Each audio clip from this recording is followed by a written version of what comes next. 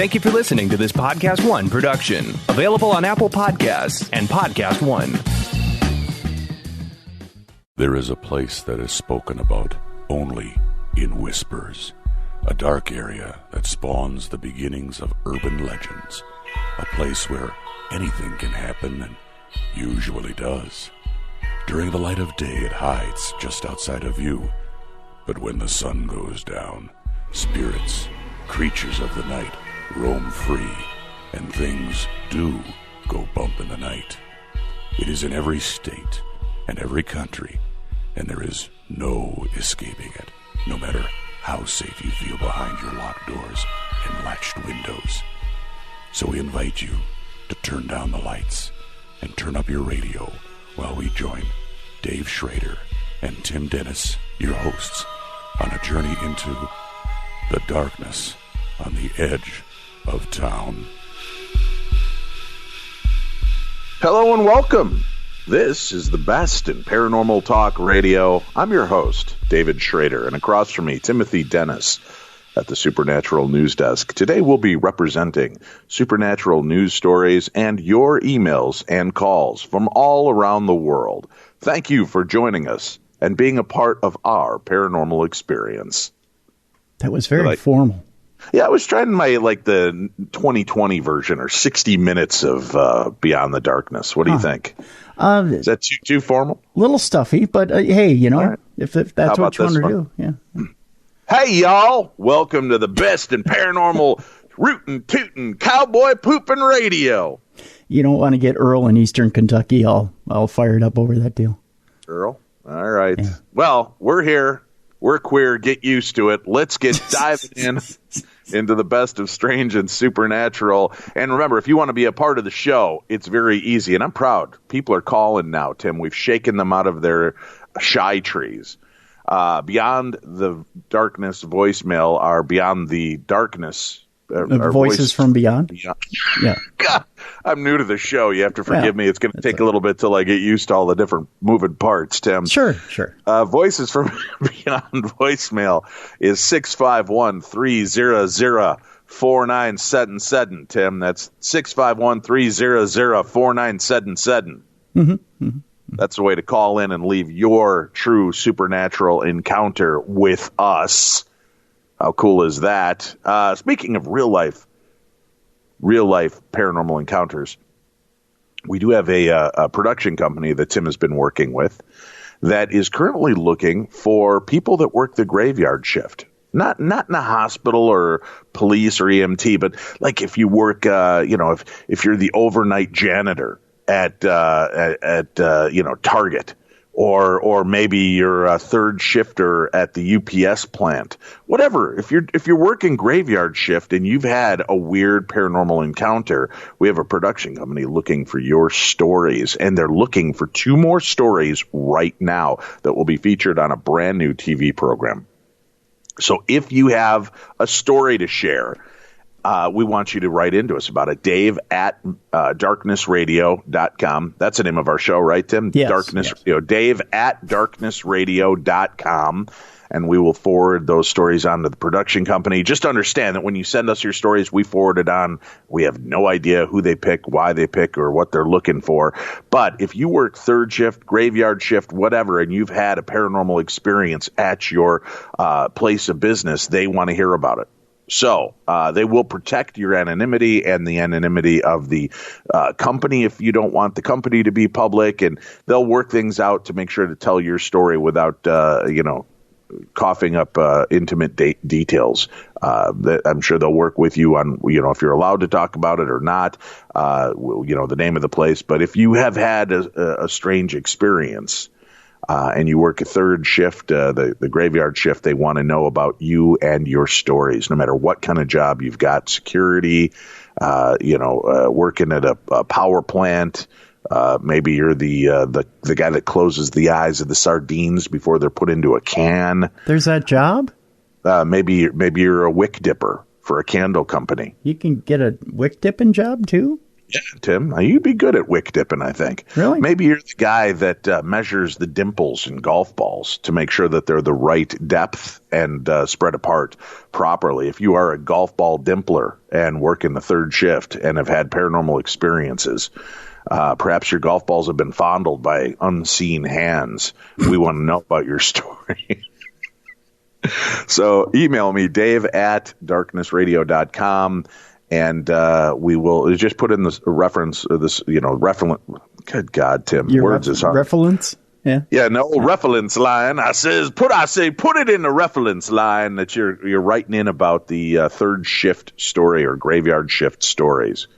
And like I said, we may read them on an upcoming episode. That's why I want you to mail them to me, dave@darknessradio.com. And we may read one, but we'll also share it with the production company. So that's a good start. Speaking of a good start, Tim, yes. one of my favorite horror movies. Yeah. And this is weird to say because I love both versions, is The Shining. Yeah. Stanley Kubrick's masterpiece, The Shining, although Stephen King was not as enthralled with it. No. Everybody really seems to enjoy the descent into madness that is The Shining, whether it's the original version that was on or the made-for-TV version, which I really liked as well. Steven Weber, Rebecca De Mornay, those are great. Now the official sequel is out, Dr. Sleep. The movie has finally hit theaters. You had a chance to see it. I, on the other hand, was working one of my 8 jobs, working in a sweatshop for Garth Brooks, somewhere making jeans for him, I think, Tim. I can't even tell you what my job is. I have so many of them. I see. But you got a chance to see Dr. Sleep, the follow-up to The Shining. I got to ask you, after all these years, what is it, like 40 years? We're coming up on 40. It's 39 years. Okay, so 39 years, the gap has finally been filled. Dr. Sleep tells the story of Danny, the son, who's now grown up. And do you feel that this is a good follow-up to the legacy of The Shining? I do. I do feel it's a good follow-up. It's a good, solid follow-up. And in that it catches you right up with Danny very quickly. There's no lag time to it whatsoever. However, it does lag throughout the movie. Unfortunately, there's a very slow pace to this movie that doesn't necessarily need to be there. There's a lot of character exploration on all fronts with all characters in the movie, and I get that. If you read Dr. Sleep, the novel, it's a extensive novel, so the movie feels it needs to be just as extensive, and that's fine because if you like this universe, you'll love being immersed in this universe. The only problem is that the movie doesn't seem to keep up with the frenetic pace that the book does. Oh, really? Okay. Yeah. Well, I always kind of throw out the concept that the book was out there first because really books very rarely or movies very rarely live up to the concept of the book because let's face it, you read the book, your imagination is rich. The author is really going into detail and depth, and it gives you a different image that you painted in your mind of how you see the story playing out. So it very rarely lives up to the cinematic version of it. But for the movie itself, you say it was a little laborious, a little slow in building? There are times, yes, it definitely slows way down and you feel it. You feel it slow down and you wish they'd kind of just speed up and get to the point of some stuff. And it's not because I've read the book that I feel like it needed to speed up. It just had that natural pace that it should have just picked up and kept going. There were some points that they just stuck on a little too long and they needed to keep it going. But I'll tell you this much. Ewan McGregor is perfect as Dan Torrance and is a perfect natural progression, gets the character, is in the character, and is multifaceted because there are multifacets to Dan at this point. And he understands that he's both his mother and his father. And so it's very much a not only a good character study of Dan, but moving forward, what Dan has to do with his life. And so they really do nail all these different parts of Dan and what he has to be, or Danny, if you want to call him Danny still. Okay. So yeah, there's that part of Danny's journey that Ewan McGregor really does hit. I mean, and he hits on all cylinders with it. So I think people will definitely not be disappointed with that. That's an outstanding part of the movie, and I think people will treasure that part of the movie. Now, you told me off air, you said, Dave, there's one thing I know you're not going to like about it. You want to explain what that is? That it's about 45 minutes too long. Right. That's the part that kills me. Some of these movies, it seem like they're, they really could have fared much better being pared down by 20 to 45 minutes, which is strange to say. Now, how long is the movie in total? Do you know? It's almost 2.5 hours. Oh, yeah. So definitely it's a little overbloated, huh? And without throwing out spoilers, there are, when you tell a good story, good versus evil, there are things about your characters where the good guy really has to be up against the wall in order to seem like they're going to have to struggle to make that comeback in order to really prevail, to win the day. You don't get that feeling midway through the movie. I'll just put it that way. Okay. And there's that major flaw midway through the movie.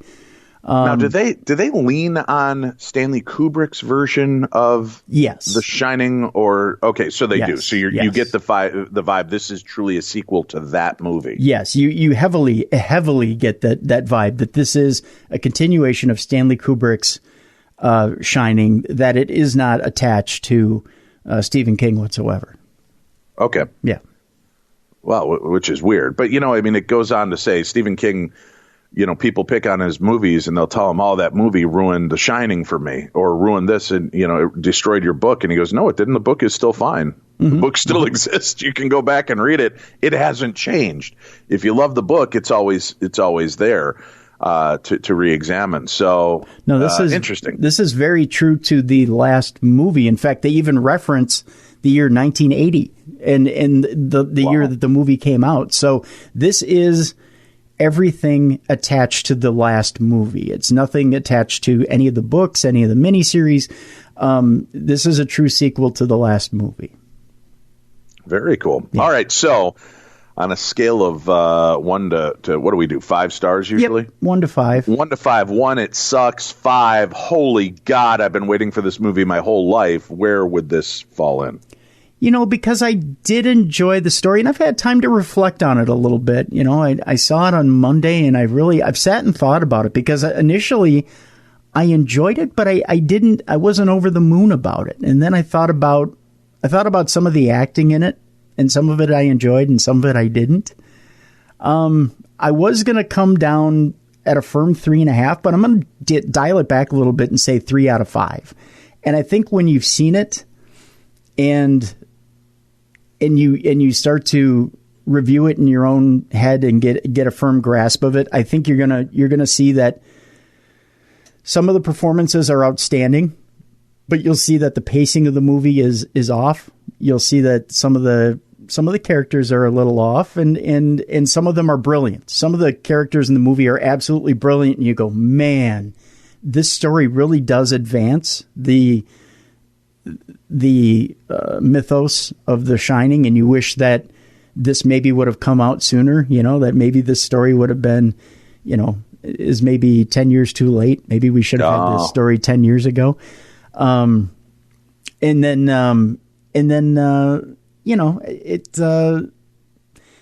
then you see a lot of the flaws too. If you sit down and you kind of review it in your own mind, you think, wow, there were a lot of spots where they really missed.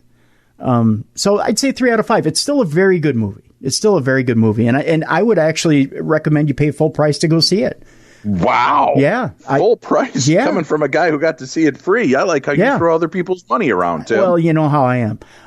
But yeah, I'd say even if you went and saw it for full price, you wouldn't feel cheated by seeing it for full price. I think you'd think it was well worth the money.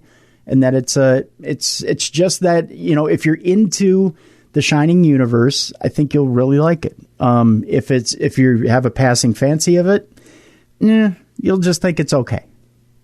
All right. Yeah. That's it. All right. Before we get into supernatural news, Tim, I like to think of us as like a public. I like to be a public service announcement. I think that our show represents many different things, including the fact that we worry about our people, our listeners, our friends all across the world. And when a news story breaks that I think can possibly help our listeners, albeit not necessarily a paranormal story, maybe this will fit into the realm of conspiratorial, I thought you should hear this news story that's part of Parents Magazine this week. Parents Magazine. Okay. So it's not some fly-by-night organization. Sure. Parents Magazine is reporting that water on most United States airlines is unsafe. The study says avoid coffee, tea, and even washing your hands. Really? What? How bad is that you're pooping and peeing on a plane and they're saying, yeah, I wouldn't wash your hands if I were you. Maybe start bringing those hand sanitizers with you. Yeah. Here's what it says. Only 3 of the 11 major airlines sampled were found to serve water safe enough to actually drink. Ooh. It may be time to rethink how you hydrate in the sky. A new study has found that many of the U.S. most popular airlines do not provide safe drinking water, and it may actually be making passengers sick. The 2019 airline water study conducted by DietDetective.com and the Hunter College New York City Food Policy Center investigated 11 major airlines and 12 regional airlines, scoring them 0 to 5, 5 being the best, of the quality of water they provide on board. The scores were based on 10 criteria, including airline fleet size, the presence of coliform bacteria or E. coli in the water, and the amount of times they're violating the federal government's aircraft drinking water rule, which was implemented in 2011 and requires airlines to provide safe drinking water to all passengers and staff. Study scores of 3 or higher suggest the water on board is safe enough to drink. Startlingly, only 3 of the 11 major airlines sampled achieved that score, along with just 1 of the 12 regional airlines. Alaska Airlines and Allegiant win the top spot with the safest water in the sky, said Hawaiian Airlines finishes number 2. That's what Charles Platkin, PhD, JD, MPH, had to say. He is the executive director of the Hunter College New York City Food Policy Center in a press release. Alaska Airlines and Allegiant Air both received 3.3, while Hawaii got a 3.1. So all of them are just barely skating over to begin with, right? Oof. Spirit and JetBlue tied for the lowest score of major airlines, each receiving 1 out of 5. Mm-hmm. Piedmont Airlines was the highest rated regional carrier with a score of 4.33, while the lowest score was 0.44. Yeah, under 1, Tim. Mm-hmm. Was given to Republic Airways, which operates United Express, Delta Connection, and American Eagle flights. Wonderful. In order to protect yourself from potential pathogens, DietDetective.com and the Hunter College New York City Food Policy Center suggests never drinking water served on a plane unless it's bottled and sealed. This includes coffee or tea. Now, I would think they're boiling the water. Wouldn't that have killed off most of the bacteria? Or are we not sure to what level they've heated the water? You know, that's what wiped out a lot of people at the quarantine stations in Australia. Right. They would boil the clothes, but they weren't boiling them hot enough to kill the bacteria. It was actually propagating. Well, is that the right word? Propagating? Is that a word? Propagating. Well, propagating's a word, but I don't think it's used in that the context. Bacteria to grow. It's like one of those words like saying drawers. If you say drawers about 8 times in a row, the word suddenly has no meaning and sounds like something Dr. Seuss created. Propagated. Anyway, it helped to make the bacteria grow and when the people got their clothes back, wipe them out en masse. Well, that's the thing with coffee. Depending on with food service, you're supposed to heat the coffee to a temperature where you would kill bacteria. Right. So it should be safe. But I don't know what temperatures the airlines are heating their coffee to. Right. They also suggest not washing your hands in the bathroom. Instead, bringing along your own hand sanitizer. The study warns that airlines with poor scores may have E. coli present in their water. So there's potential for disease-causing bacteria to be ingested by passengers and staff. They suggest this may be due to the varying sources from which planes get their water. An aircraft flies to numerous destinations and may pump drinking water into its tanks from various sources at domestic and international locations, according to the study. The water quality on board also depends on the safety of the equipment used to transfer the water, such as water cabinets, trucks, carts, and hoses. Oh, man. This article appeared on people.com. So they're telling you, don't wash your hands in the bathrooms on a plane. Your hands are better off after you poop and pee on a plane to not be washed. Good grief. Or just hold it till you get to the ground, I guess. Oh, good gosh. Huh. All right, so that's it. Conspiratorial. Let's put it on. We'll file it under conspiracy theory, Tim. I think that's a little more than conspiracy theory. That might be conspiracy fact. Yeah, maybe that's how they're trying to wipe us out. Pass the bug. I don't know. Yeah. All right, let's get it started in here. Let's get it started now, Tim, as the Black-Eyed Peas want to say. What supernatural story do you have to begin for today? That is so funky, my friend. Actually, we're going to Ireland, Dave. Speaking of passing the bug, if you want to know what I mean. An Irish farmer claims he was sexually assaulted by a leprechaun. Let's just start it off hot, Dave. Let's just get it going. A what? An Irish farmer claims to have been what? Cue the Barry O. White, if you will. A dairy farmer from Southern Ireland says he was sexually assaulted for 2 days, Dave. So this leprechaun was insatiable.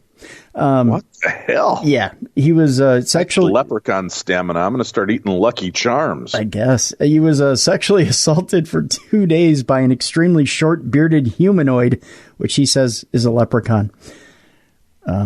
This guy wouldn't stop. He just wouldn't stop, Dave.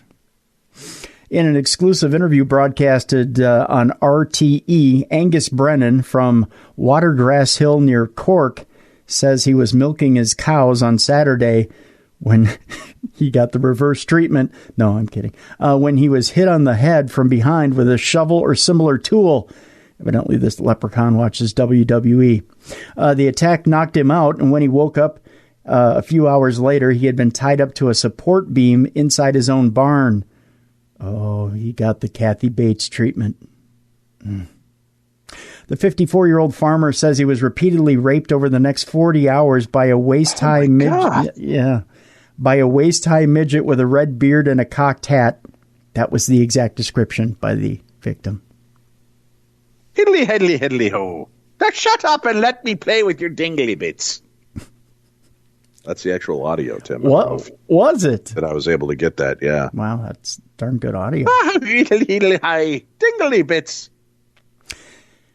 The quote is, "It wasn't human. It was short, fiendish, and spoken gibberish." See? That's the audio you heard. Yeah. According to Mr. Brennan, the leprechaun raped him more than 20 times over the weekend. God. Yeah. Before leaving for some unknown reason. Stove was on, I bet. Yeah, he just got ghosted. The leprechaun was done. Yep. Did what he wanted and moved on. Couldn't figure out another way to do him, I guess it was. Yeah. The quote is, "It used me in every possible way over a period of 2 days, and then it left. A few hours later, I was finally able to free myself from my bonds and called police." Now listen, I'm not saying or implicating it in any way, or implying rather, that sexual abuse of any type is acceptable. I'm sorry, just overall, I'm just, what? A leprechaun molested a man for 2 days? Yeah. Wow. He was getting it. He was body. Just yeah. Guard-eye officers and paramedics arrived on the site within minutes and found Mr. Brennan lying in a pool of his own blood. Good God. Yeah. He was transported to the, I believe it's Bon Secours Hospital. You Irish people can get at me and tell me. In Cork, where doctors observed obvious signs of a violent sexual aggression. Guard-eye Commissioner Norrin O'Sullivan confirmed that the National Police Force had opened an investigation, but insisted that investigators were, at the moment, looking for a human suspect. They didn't believe it was a leprechaun whatsoever. It's rather improbable that the rapist turns out to be a leprechaun, a type of fairy in Irish folklore, usually depicted as little bearded men who partake in mischief. Even so, a surprisingly... Oh, he partook. 20 times. 19 times more than the average. Even so, a surprisingly high number of leprechaun sightings and even a few other attacks have been reported over recent years across the United Kingdom and even in the United States. In April of 2015, a Welsh man reported being assaulted and robbed by a pair of evil-looking leprechauns armed with knives. In June of 2012 in Seattle. Nothing worse than running up against a gang of leprechauns. It's like all West Side Story. Well, when you're a lep for life. I guess. Good God. Mm-hmm. Oh.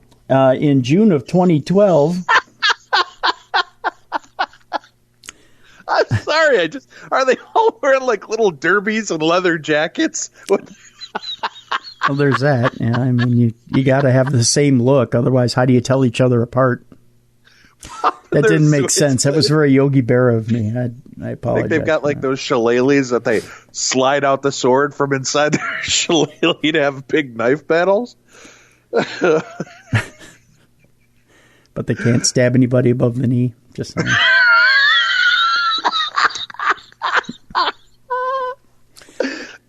So wrong. Yeah. In June of 2012 in Seattle, a man who was found covered in blood outside a bar reported being assaulted by a bunch of leprechauns. But you didn't know that. I am insensitive to the plight of leprechaun victims, apparently. You really are. I'd hate to have you as the officer who took my leprechaun assault report. Oh my God. Be like, officer, no, really. The reason I'm all cut up below the knees is because a group of leprechauns assaulted me. And then you just laugh and laugh and laugh. In 2006, a leprechaun sighting in Mobile, Alabama, drew large crowds and even forced police intervention and some damn funny memes. Oh, my God. In all cases, the leprechauns have yet to be apprehended because they're slippery bastards. So there you go. Oh, man, they've come a long way since Lucky, right? Well, all he's going to do is make a balloon and float away. Yeah, I mean, they've definitely become... Oh, where's me Astro Glide? They're more than just... they've gone from being, like, say, the Grandmaster Flash of their industry to the NWA. Yeah. Oh, good God. Yeah, they've definitely gotten an attitude, that's for sure. Yeah. Okay. I'm back, I think. I've regained my composure to a degree. But maybe before we go back to another story, we should take a call. Ladies and gentlemen, from our Voices from Beyond voicemail, 651-300-4977. Sit back and enjoy this little treat. Hey, guys. This is Natasha from Michigan. I have a few stories to share, but I'm going to share the most recent one with you. About a year ago, I had lost a friend of mine. She passed away at a young age, 34 years old. And we recently, at a Renaissance fair, found out that she was born during a full moon on Friday the 13th. And so a full moon was a big deal to her and I and the moon cycles and all that jazz since we found that information out. Anyway, so a year has gone by since she passed, and I'm on my way to work, and she worked with me. Well, I passed the road that I normally turn down, and so of course I had to turn around to come back, and in my direct line of sight on my way back was a very bright full moon shining down on me, and I like to think that that was her just showing me that it's okay where she's at now and everything is good. Well, that's my most recent story. I have a few more to share with you guys, and I'll call back on a later date to do that when I have more time. Anyway, keep up the good work you guys are doing, and yeah, have a good day. Bye. Thank you for your call. We'd love to hear from more of you. Remember to give us a call at 651-300-4977. You have 3 minutes to tell your strange supernatural occurrence, and we'll share it here on the show. All right, Tim. Supernatural news. Where are we going next? It's going to be hard to beat leprechaun gangs and sexual assault by wee people. But where are we off to next? Well, we'll calm it down just a bit. We'll go to Pottstown, where there's an 1870s haunted house up for sale there. The house now up for sale in Pottstown has a pretty spooky history attached to it. We go to Pennsylvania, where homes that claim to be haunted can be found around the country. You can look up nearby ghost tours, and you'll probably come across some centuries-old property with rumors of residents who have chosen to bespeak their tales of woe into the modern era. But far more rare, and one could argue far more frightening, are those private homes which claim to be haunted and remain rarely visited in the relatively reassuring company of tour guides or ghost hunters. In fact, one of those homes with just such a legacy is now up for sale in Pottstown. And here's the address, 166 North Hanover Street, just in case you're in the market. The Victorian-era brick home may be haunted, but it's beautiful, too. The 3-story home features an ornate turret out front, a deep porch, a second-floor balcony, intricate wood arches, and staircases, and more. The Realtor.com listing hints at authentic historic elements present throughout the home, but other sources are a bit more specific. According to House Creep, owners Guy and Kathy Clausen have reported numerous eerie occurrences, including doors slamming, lights flickering, faucets running, dark figures, etc. It's the etc. that really, really scares me, Dave. Yeah, no doubt. I don't know if you've ever had etc. fly out of a closet at you before, but it's absolutely terrifying. Most of the incidents apparently come from the second floor, where an elderly woman lived until her death. A 2014 feature in the Pottstown Mercury indicated the owners have noticed more than 100 events in their time in the home, ranging from lights flickering, objects flying around the home, a mystery voice on a musical recording, windows thrown open, and even the faucets being turned on. The 5-bedroom, 2-bathroom home is being listed at, get this, just $201,000. That's all you say? That's it. Tim, time to cash in, buddy. All those McDonald's gift certificates you've gotten, all of the money that you've put out there into your savings account, Tim. Once you scrape it all together, how much do we have for the down payment? $3.96. All right, we can't get that house. Anyway, where shall we go next, sir? Next, we'll talk about scientists who've been investigating the Loch Ness Monster. Here's what they found, Dave. Scientists claim that they have found a plausible theory for sightings of the Loch Ness Monster. She's not an aquatic reptile left over from the Jurassic era or a circus elephant that got in the water to bathe with her trunk aloft. I don't know why that would even be a theory, but it is. I just read them, folks. I don't make them up. If Nessie ever existed at all, she was most likely a giant eel. This according to a new scientific survey of the loch. Starting with an Irish missionary's report of a monster in the River Ness in 565 AD, reported sightings in the modern era have kept Scotland's greatest myth alive, the most famous of which is a grainy photo from 1934, which appears to show the shadowy outline of a long-necked creature bobbing on the water's surface. Until now, such glimpses were all people had to go on. But a new technique allows scientists to sample all the life contained within Loch Ness by gathering environmental DNA, or eDNA as it's known. This is genetic material that's present in the cells of organisms and shed into their surrounding environment. Finding and identifying eDNA can tell scientists what organisms are living in a habitat without them having to observe or capture them. Speaking from Drumnadrochit, I believe, is what the village is, a village on the loch's western shore. Scientists announced the results of an eDNA survey on Loch Ness.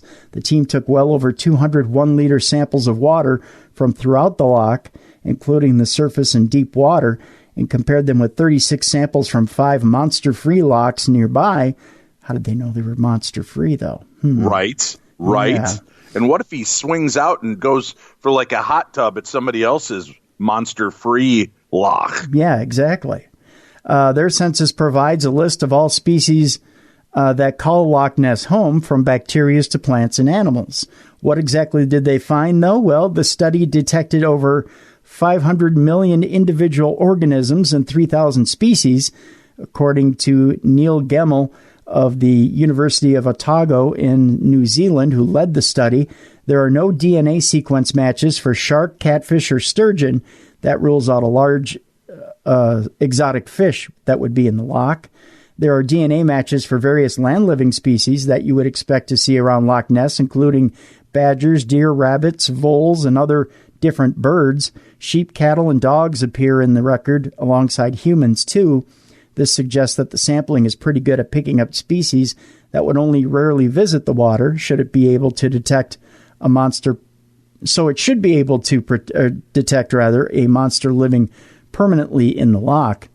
The most popular representation of Nessie is a plesiosaur, an ancient long-necked marine reptile that died out alongside the dinosaurs in the last great words is hard, Dave. In the last great mass extinction 65 million years ago. And he is known as the most polite of all dinosaurs. Yes, he is. The plesiosaur, yeah.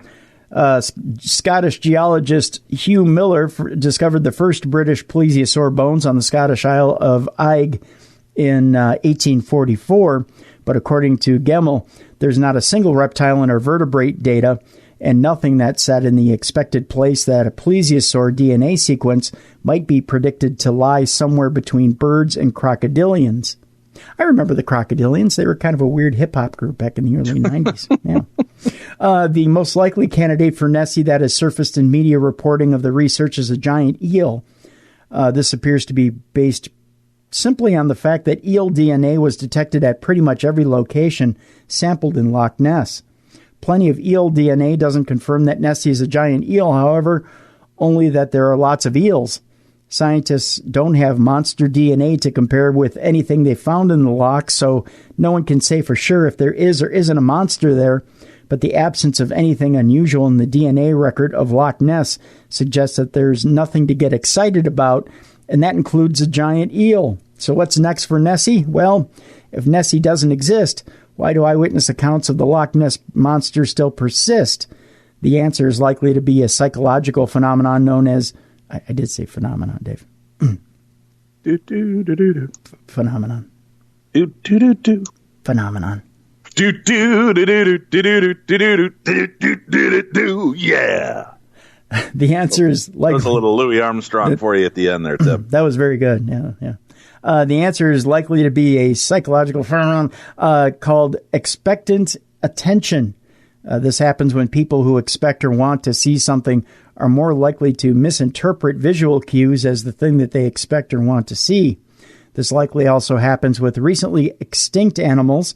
The last known Tasmanian tiger died in 1936, and exhaustive scientific surveys have failed to turn up any evidence that they're still out there. Even so, people often still report seeing them. Still, Gemmell acknowledges that there is uncertainty. Seals and otter, two species known to appear in the loch at least occasionally, weren't detected, while 20% of the DNA collected was unexplained. That's normal for an eDNA study, but it does leave room for a monster. Unexplained is normal, huh? I guess, yeah. A YouGov poll in August of 2018 found that 24% of Scots believe that Nessie exists. Science being science, we can never say that with total confidence that there is no Loch Ness monster. The loch's thriving tourism industry can still count on a little mystery to attract true believers, and you can rest easy, monster hunters. Nessie does live on even in the 20% of the unknown DNA. All right, now we've got to jump back into the world of conspiracy theories, Tim. Okay. because it's time to talk about football picks. Obviously, somebody pulled the trigger to take out the good referees and put in the crap referees in the Vikings game last week, and I'm guessing it had something to do with Tim Dennis. No. The great McRib debacle of 2019. I call shenanigans is what I'm calling, Timothy. Here's David a simple fact as to why you shouldn't have bet on the Vikings last week against the Kansas City Chiefs. The Minnesota Vikings have not won in Kansas City, in Arrowhead, since 1974. That one fact should have told you, don't do it, Dave Schrader, but you did. And so now you know what? I'm a trend setter. I'm not a follower, Tim. I like to set and blaze a trail as opposed to picking up the breadcrumbs left behind other blazers of trails. So I took a swing and it was a miss. And now I guess I will be laboriously searching for the elusive McRib sandwich, apparently made of the same meat the Loch Ness Monster is, because it's damn near impossible to track down. Yeah, it is. I was just going to say, who doesn't like to blaze trails and win in big games? That's Kirk Cousins. I'm just saying. Wow. Yeah. Wow. All right. Well, it's time now, folks. Believe it or not, Week 10 is here for our betonline.ag weekly Pick'em charity contest. This is pretty exciting stuff. We're 10 weeks in, Tim. 10 weeks in. Yes, we are. And we've been battling it out with the likes of Adam Carolla, Stone Cold Steve Austin, and one we're keeping, an arm's length from. The other one has left us in a cloud of dust and a hearty Hi-O Silver. And I think Adam Carolla might be Illuminati, Tim. There's just no way this guy has done so much with so little. That's all I've got to say. It is a miracle sometimes, Dave. Illuminati, Tim. Illuminati. Yeah. Mark my words, Illuminati. Adam Carolla is only doing this because he's got some kind of pull with the greater forces of the planet to just squash us. That's his only use of the Illuminati, Tim, is just to squash our football picks, which at least you got to give him credit for limiting his power with the Illuminati. But I think we need to move on and tell everybody this week. Now we're securely positioned. Tell them last week, Tim, out of our 5 picks, how many winners did you pick? We had 3 last week, Dave. All right. Hey, psychically, that's over 50%, which would be considered a win in anybody's book. Sure. Out of 16 games a week, you chose 5 games, and of said 5 games, you picked 3 correct winners, Tim. That's pretty good. You're a winner in my book. Well, thanks. You're a winner in my book. I've been remiss in doing many of the picks because Tim, far surpasses me in his football knowledge. So what do we got going on here is a really cool deal with betonline.ag. When we play, you play. If you sign up for betonline.ag and do so right now, if you place your bets and we win one week. You never know. Hey, when we win one week, we will be awarded $500 that we can give out $100 awards to 5 of our followers that has played along with us. So we do that. Then at the end of the season, there's a $5,000 season-long charity contest. The competition's been a lot of fun. As I said, we've really kind of chosen our targets. We're going after the king of all media, Adam Carolla. Oh, yeah. Wow. No, Dave, that's Howard Stern. Not in my book. Carolla actually has intelligence and is fun to listen to. The crassness, I can't get past it. I just never understood Howard Stern's appeal. Anyway, there goes our big endorsement deal with Howard Stern. I guess so.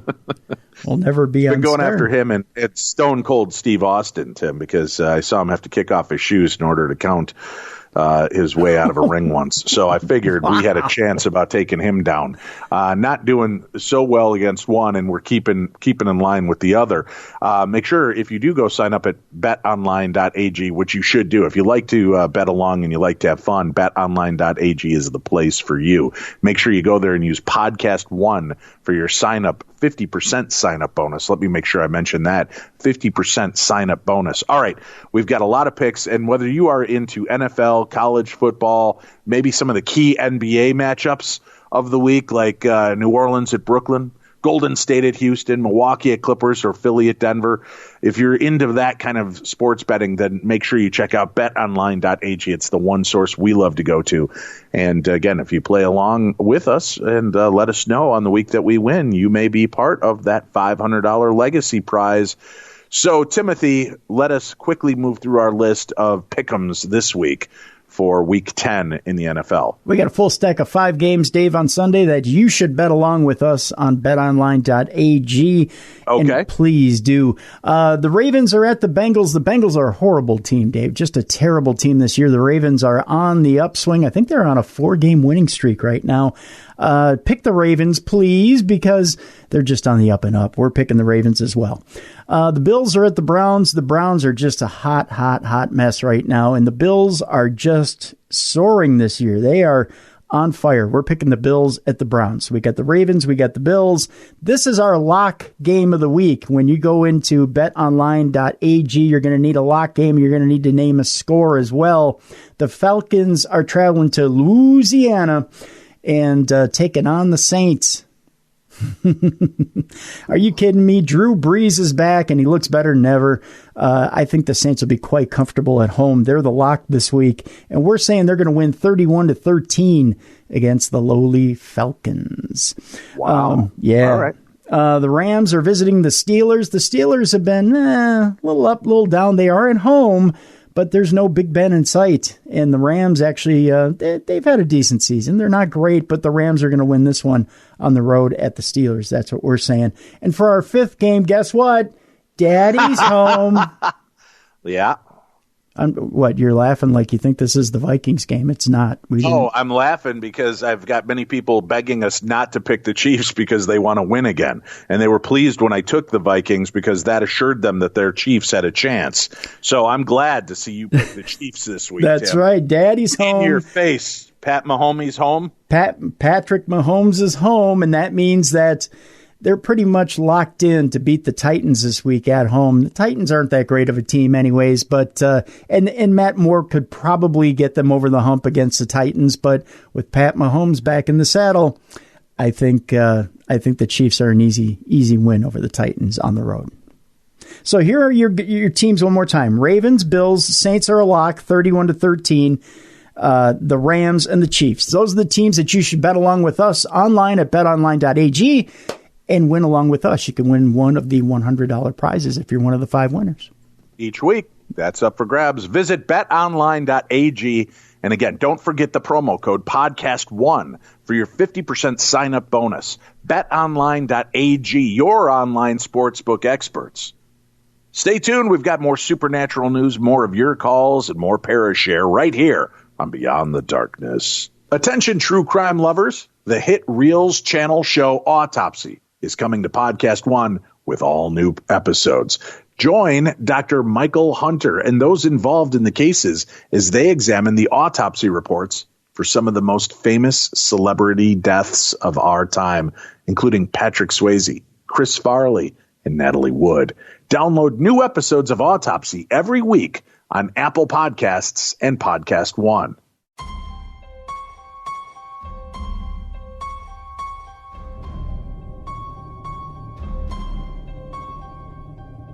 Beyond the Darkness.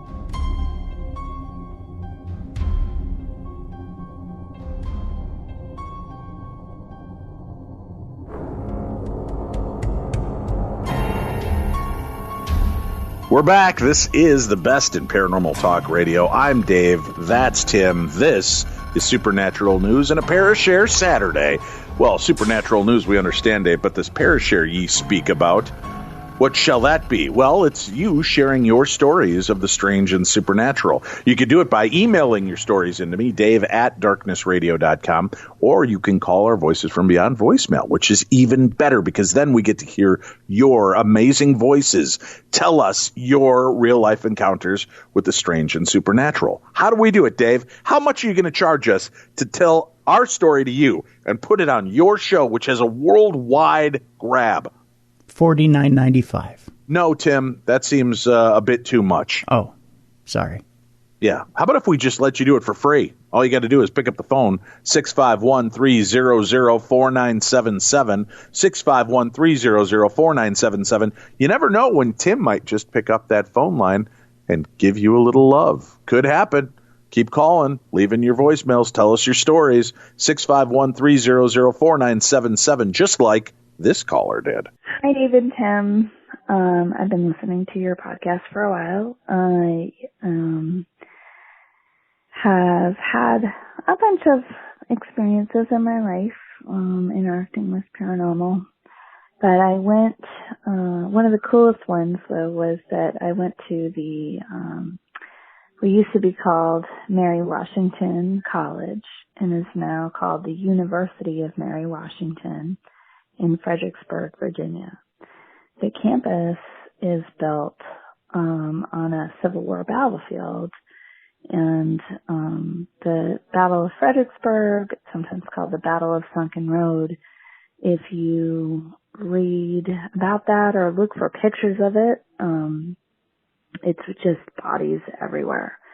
It was a top of a hill, and it was called Mary's Heights, and one side had the advantage at the top of the hill and the other side did not at the bottom of the hill. My freshman year dorm was built at the crest of this hill, where at the bottom of the hill, a lot of the,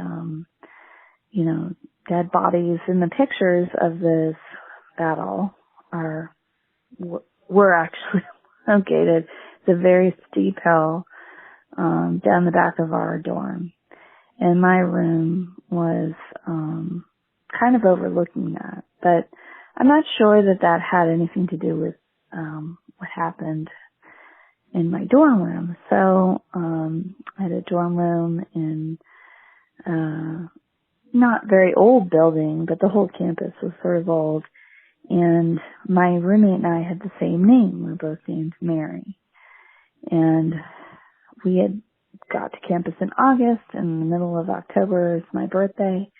And we had gone out around with the whole floor, around all afternoon, gone downtown, come back, and we're kind of taking a nap. And we both woke up and looked at each other, sat up in bed and looked at each other because we both heard somebody say our name, which we had the same name, say Mary, and to the point that we both sat up and looked at each other. And we shared a bathroom with another room and looked at the door to that bathroom because we thought maybe somebody had come through the suite and tried to get our attention, but there's no one in the room but us. And I said to her, "Did you hear that?" And she said, "Yeah, was that you?" And I said, "No." "Was that you?" And so we got really creeped out. We had a bunch of weird stuff like that happen in the room that year. And then I went downtown when I was older and worked at a bar. And a lot of the bars in Fredericksburg, Virginia have a lot of ghost stories, and I experienced a lot of weird stuff down there. And I don't know, you guys should maybe go down there and look at that. But I experienced a lot of things personally, like brooms, leaning up against a wall and then falling completely over. We saw things on security cameras, jukeboxes turning on, and what have you. So I'm down there at a homecoming years later, and we were at one of those bars, and one of the bartenders was a current student, and we were chatting, and I was like, "Oh, I used to bartend here," and we were talking about the ghost stories. And she's like, "Oh, well, my dorm room when I was a freshman was totally haunted." And I was like, "Oh, what dorm did you live in?" And she named the same dorm room and the same room that I lived in as a student, and the same things, like hearing your name shouted when you're just falling asleep and sitting up in bed, that kind of thing.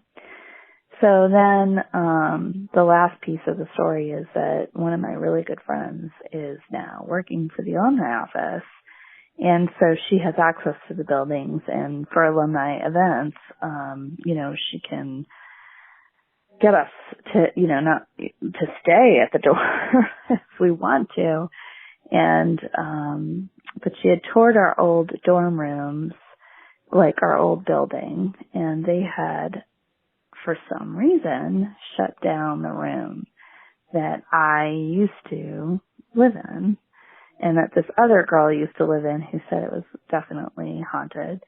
And we both got the same vibes off the bar we worked at. But that room where we used to hear spirit shouting our name is no longer a room. Apparently they've made it a storage room, and I wonder maybe it's because the room was too haunted to keep kids in.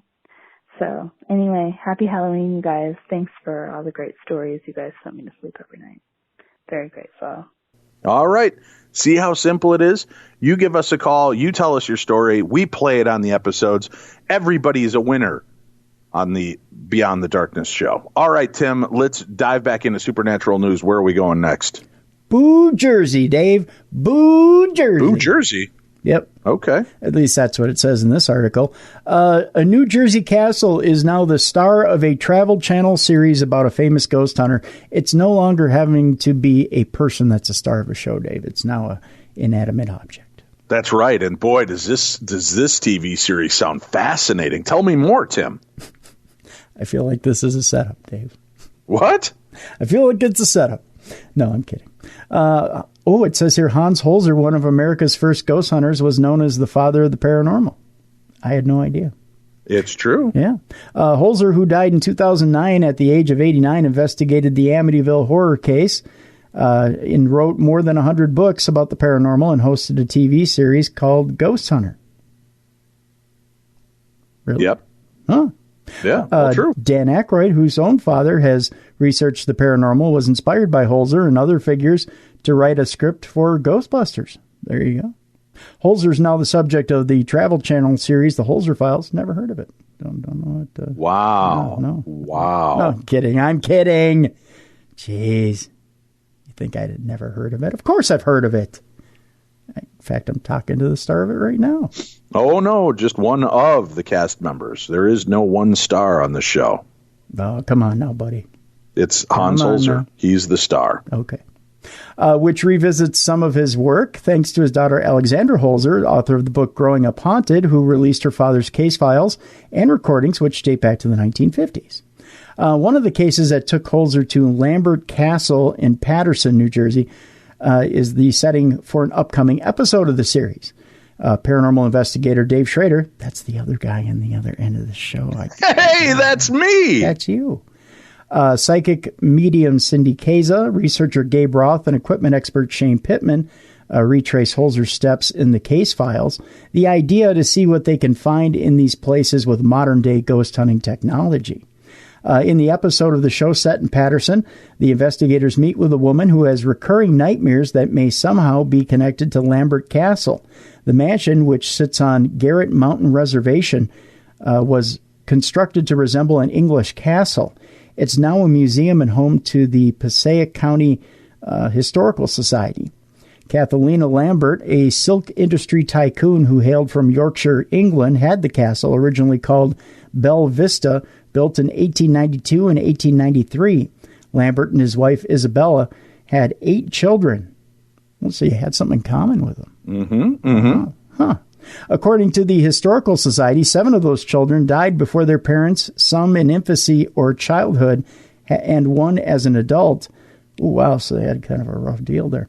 Kathalina named Belle Vista for Isabella, who died 8 years after the home was built. The castle isn't the only Jersey location from Holzer's case files that will be featured on the show. Another episode of the Holzer Files is set at the Ayers Allen House in, is that Metuchen? Metuchen. Yeah. Well, you be touching, not me. A structure built in 1740 that Holzer visited in 1960. It says here that the air date of that is to be determined. Yeah, I believe that might be coming into the end of November, beginning of December. But this week at Lambert Castle, dude, we get to visit an actual American-made castle. And, I'm not trying to just continually toot my own horn with this show, but I love the fact that every week is not your standard ghost story. Mm-hmm. We've been involved in cases of possible demonic possession, PK, poltergeist activity, legendary ghosts. I've been knocked on my ass, and if you saw the episode this past week, I have a physical bite mark that happens live on camera from the USS Constellation.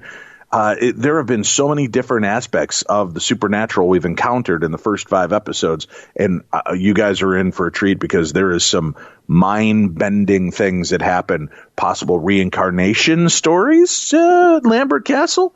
You'll have to tune in to find out. That's this coming Thursday on the Travel Channel. And please do me a favor, folks, if you remember and can't watch a show live, DVR it and watch it within the first 3 days so it counts towards the ratings to keep the show on the air. I deeply appreciate your love and support on that. And make sure that you keep your eyes peeled because there is news coming of Tim Dennis and his new paranormal project, Haunted Porta Potties. Yes, yeah. Where the paranormal poop always hits the fan. I like that, Tim. It's a hell of a line you've got there. Well, it took a long time for me to think about what exactly I was going to do with a tagline for that show. And then it just kind of hit me as I was sitting in front of a fan one day. Yes. Yeah. Well, there is that. Yeah. And so I thought to myself, hey, you know what? As I was cleaning off my face, I think I got it.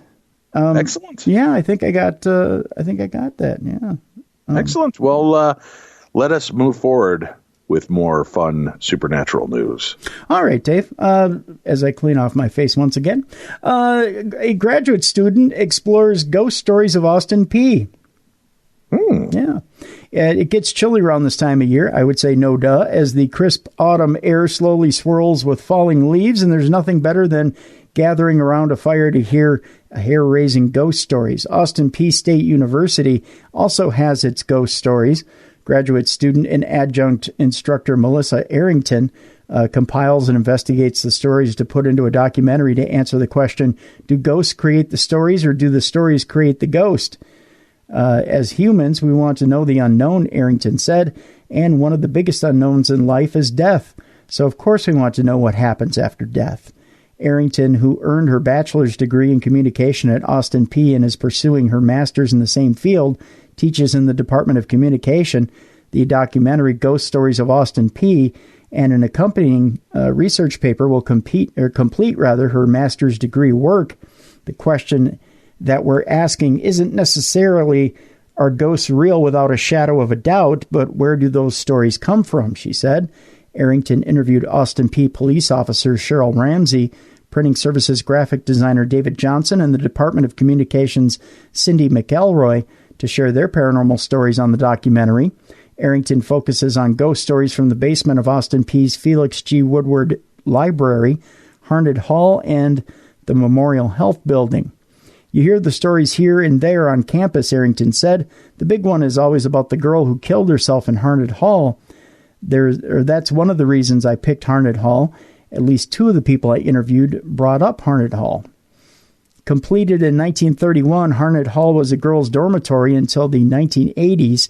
The legend goes that a young woman hung herself either on one of the railings in the stairwell or on the railing of the second-story balcony. The woman's reason for killing herself is not a part of the ghost story, and Arrington was unable to verify if anyone actually killed herself there. But Haunted has all the creaks and groans of an old building, and the tales of haunting persist. The documentary asks, are all the weird things that go on at Haunted because a girl killed herself there, or have people just created the story that explains something inexplicable? You come up with a reason why you're hearing these sounds, Arrington said. There's a story that Civil War soldiers tread here. Famous paranormal investigator Lorraine Warren visited campus in 2009 and reported visitors on the bottom floor of the library. She said she saw a Civil War hospital on the bottom floor of the library. She said she had to get out, Arrington said. She said she could see Civil War soldiers. Research conducted by Clarksville author Carolyn Steer Farrell supports the history. In one of her books, Farrell mentions Stewart College, which operated from 1855 to 74, where Austin Peay is currently. The college was evacuated in 1862 because Union soldiers marched from Fort Donelson to capture Fort Defiance.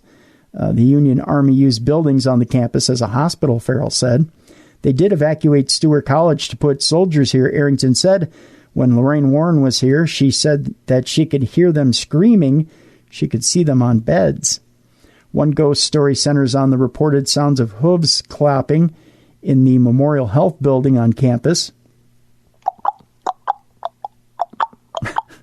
While the building was under construction, a farmer lent his mule to the builders, as the story goes. The mule also gave rides to children in nearby Castle Heights neighborhood, the namesake of the current Castle Heights Residence Hall. Supposedly, this mule was loved by everyone, and it died before a Memorial Health building was finished, Arrington said. The story goes that they buried the mule under center court. People have claimed to hear hooves in the building, and people have said that they've seen a white mule around campus. Arrington is fascinated with ghost stories and thinks that they help explain what it is to be human. I think there's a lot more to the world, she said. Have I ever seen a full-body apparition? No. Are there times when I'll go somewhere and feel something weird that can't be explained? Yeah. Is it a ghost? Who knows? Humans perhaps tell ghost stories for the reasons all stories are told and retold, to keep memories alive, and ghosts keep the people in the stories alive as well. If there are ghosts that means when we die, we just don't get erased, Arrington said. I think that is why ghost stories are so important to people. Arrington wants to maintain the integrity of her film. For the documentary, Arrington and her team performed a ghost hunt during the summer in Harnett Hall using electromagnetic field meters, which yielded several responses. Whether it was interference from the building or paranormal activity is up to the audience to decide.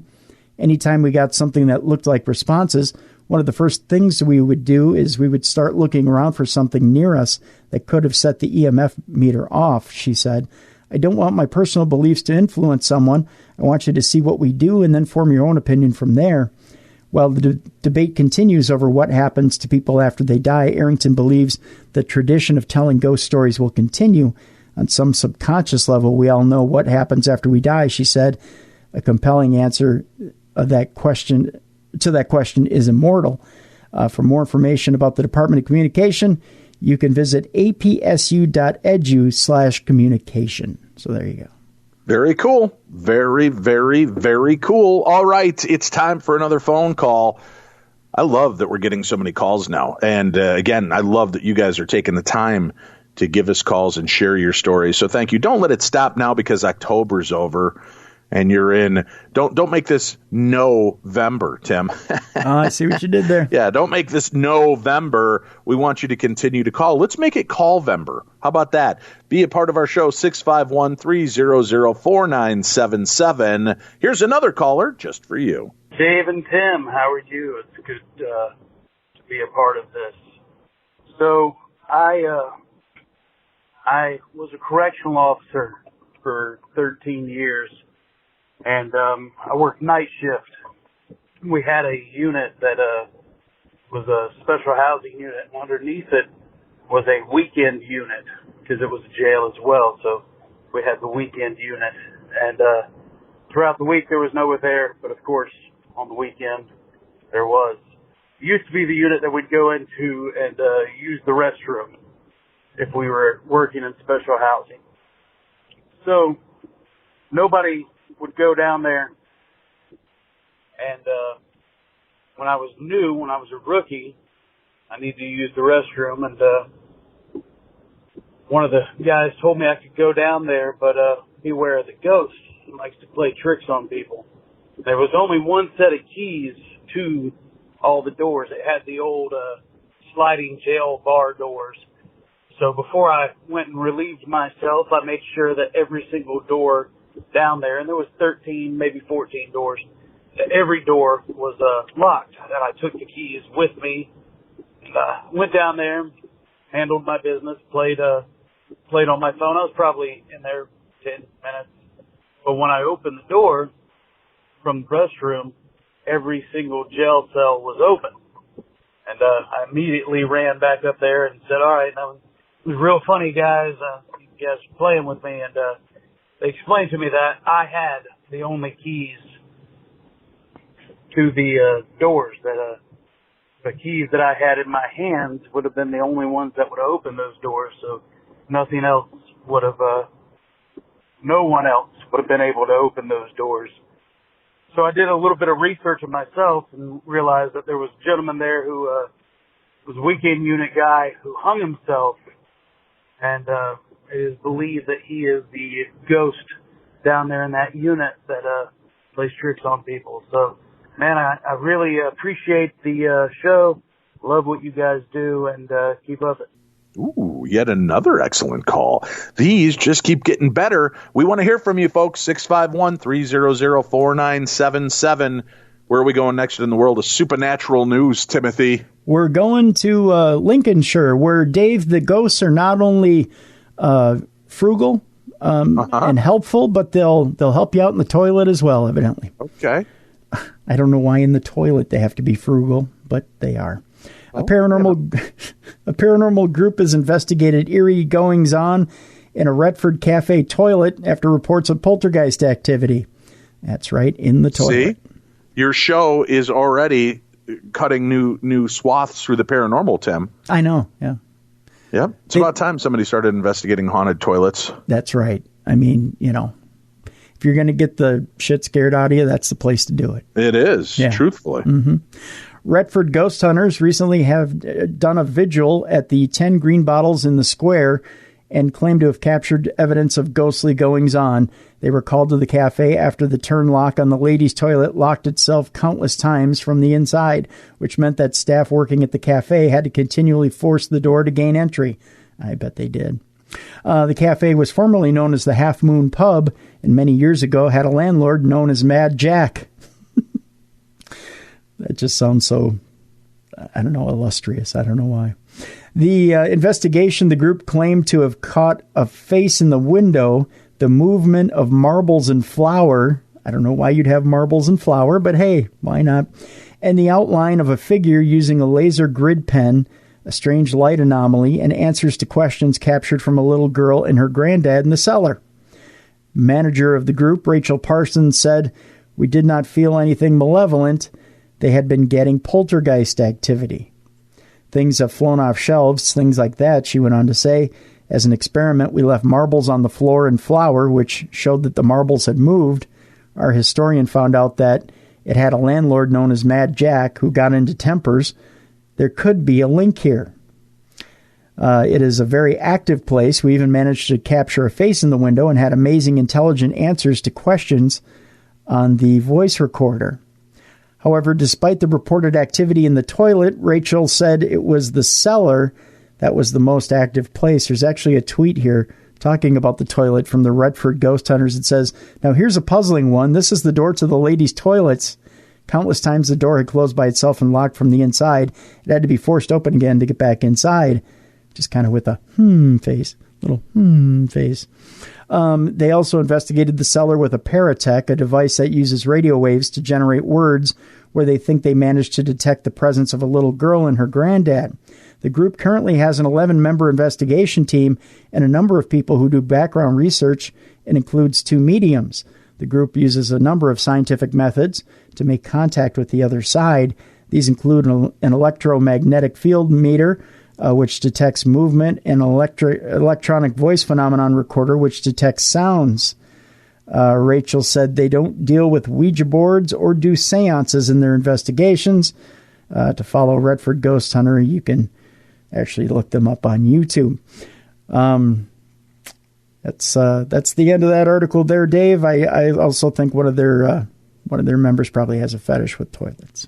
So, at least you've got one audience member for your new show. I do, yeah, or a potential investigator. All right, my son. All right, my son. Why not? I've got 11 of them between my wife and I. Why not just add you to the mix? Hey, speaking of adding you to the mix, check this out, folks. This weekend, if you are in and or around the Twin Cities, we want to see you at GalaxyCon. GalaxyCon is the biggest pop culture, amazing, fun time which sounds like a Japanese TV show. Amazing fun time. Everybody come out. GalaxyCon is taking place in Minneapolis this weekend, and I'm going to be there doing presentations every night on the paranormal. And I'm just going to review a couple of the guests, Tim, okay, in case you're curious who might be at such a thing and why would you want to be there. Dave Bautista will be there. Christopher Eccleston from Doctor Who, Thor, and 28 Days Later. Karen Gillan from Doctor Who and Guardians of the Galaxy and the new Jumanji.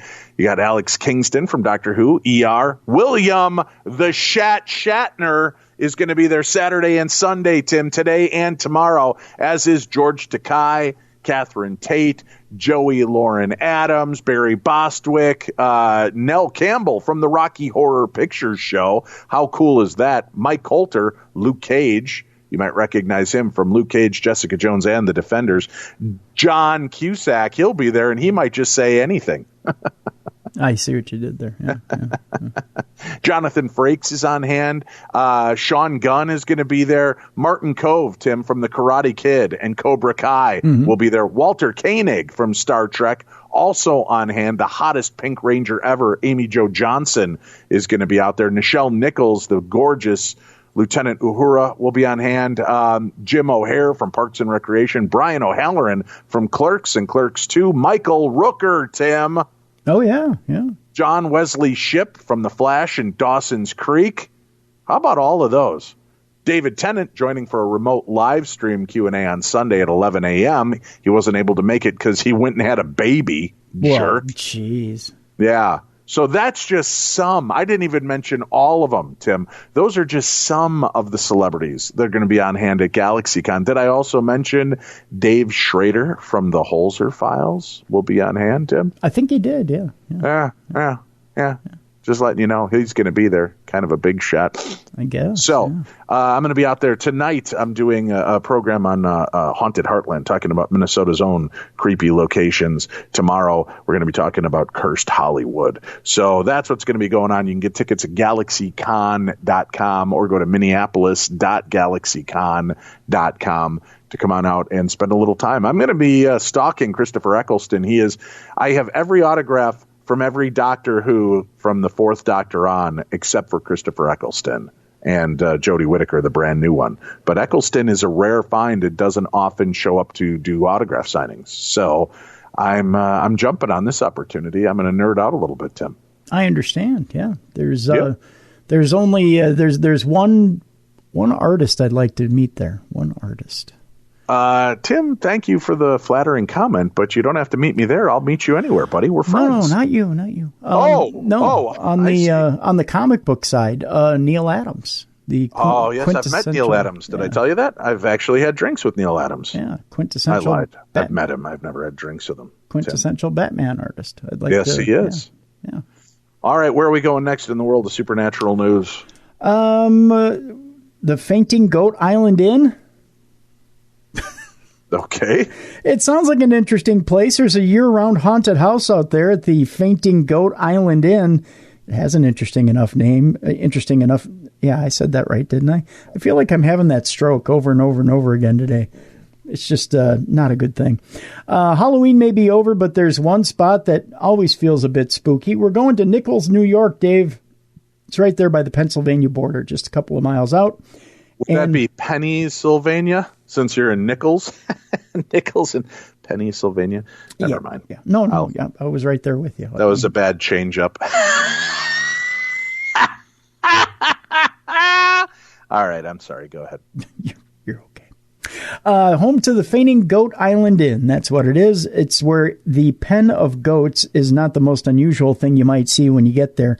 Marnie Straight bought the inn about 12 years ago.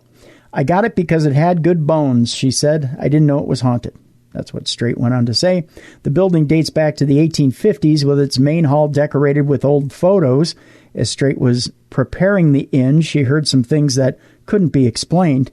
You could hear footsteps above us when no one was here yet. We were getting ready to open, but it wasn't open, and doors closing and things like that. And I am very skeptical, she said, so I would blame it on this, that, and whatever. It's an old house, and they have noises, right? Straight said. an invisible force pushing her out of bed, the sound of a chain dragging, and a voice telling her to get out were all signs something paranormal was in the house. The chair that's supposed to be there would be pulled over like it's sitting right beside the bed, she said, and I'd say to myself, did I do that? Why would I do that? Straight said. While renovating one room ceiling, a knife fell from the ceiling. A knife fell from the ceiling. Let me emphasize that. Later, while tearing up the 5 layers of old flooring in the same room, a pile of bloody or perhaps just dirty clothes were found. That's kind of a one or the other. It's either bloody or dirty. It ain't both. Around 4 years ago, when she opened the inn to visitors, that's when her suspicions became real. Guests began confirming strange things were going on. Small books in each of the rooms peppered with ghostly experiences, like one saying there were many bumps throughout the night, or this one, there was quite a bit of activity going on here. I heard the very faint whispering of women talking to each other while lying in bed. Countless otherworldly experiences like footsteps on a non-existent staircase, or a mysterious line of quarters near the foot of the bed in the morning, or even a suitcase following a guest across the room. However, plenty of guests said they had a great night's sleep and experienced no ghosts. I just can't explain away all the things anymore. I just can't, Straight said. Maybe you want to check in to hear and feel the ghosts of the Fainting Goat Island Inn for yourself. If you believe, Straight said. The inn won second place for Best Haunted Hotel in USA Today's Reader's Choice of 2019 Travel Awards. So there you go. You want a nice haunted place that won't scare the bejesus out of you? I guess that's it. The Fainting Goat Inn. Fainting Goat Island Inn. All right. Right there in Nichols, New York, near the Pennsylvania border. Nichols, New York. Hey, Dave. Here's another 2 of my paranormal experiences happening just yesterday and about 10 days ago relative to your TV show, The Holzer Files, last night. Okay, about a year ago, I heard you say you took a DNA test, spitting in a vial, etc., and found out you had a sister you never knew. Well, kind of. I found out I had a daughter I never knew about. Not knowing any relatives except my parents and siblings, I decided to take my own DNA test and found out that I am related to half the USA.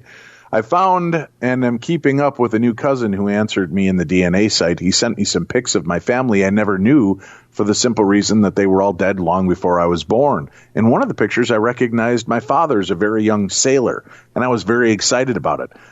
Just so elated to get it, never knowing him that young. He was a much older man when I was born to begin with. I will always cherish this picture. I'm trying to condense things in my house to make room for some cosmetic changes.